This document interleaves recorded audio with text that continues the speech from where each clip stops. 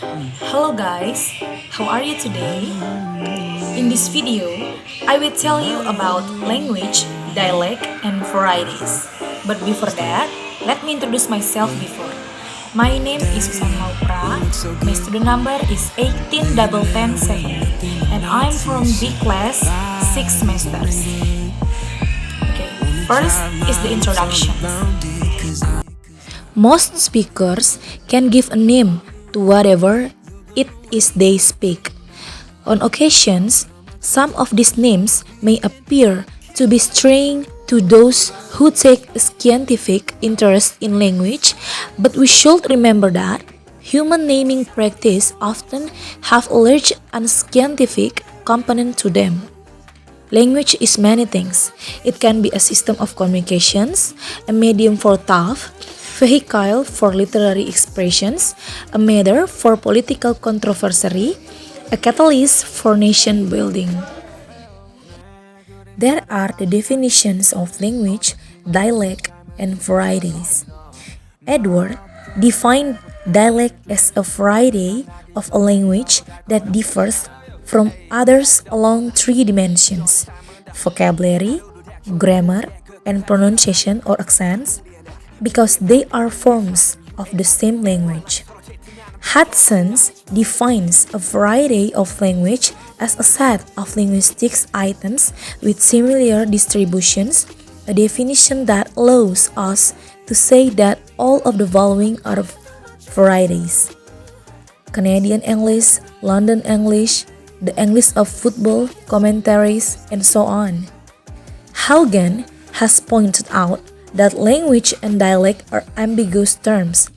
Ordinary people use these terms quite freely in speech. For them, a dialect is almost certainly no more than a local, non-prestigious, therefore powerless variety of a real language.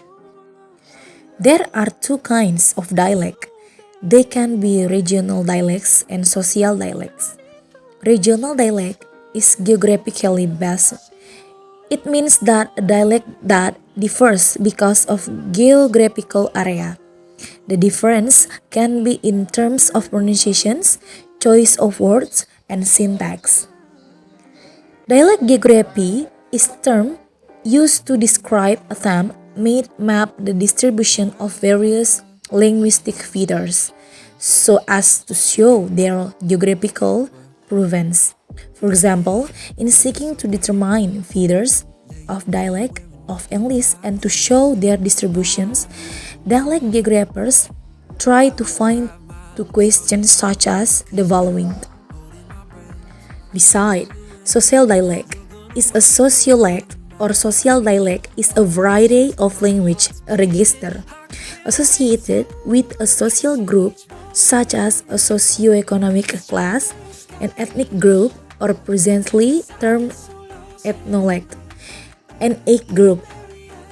Sociolects involve but passive acquisitions of particular communicative practice through association with a local community, as well as active learning and choice among speech or writing forms to demonstrate identification with particular groups.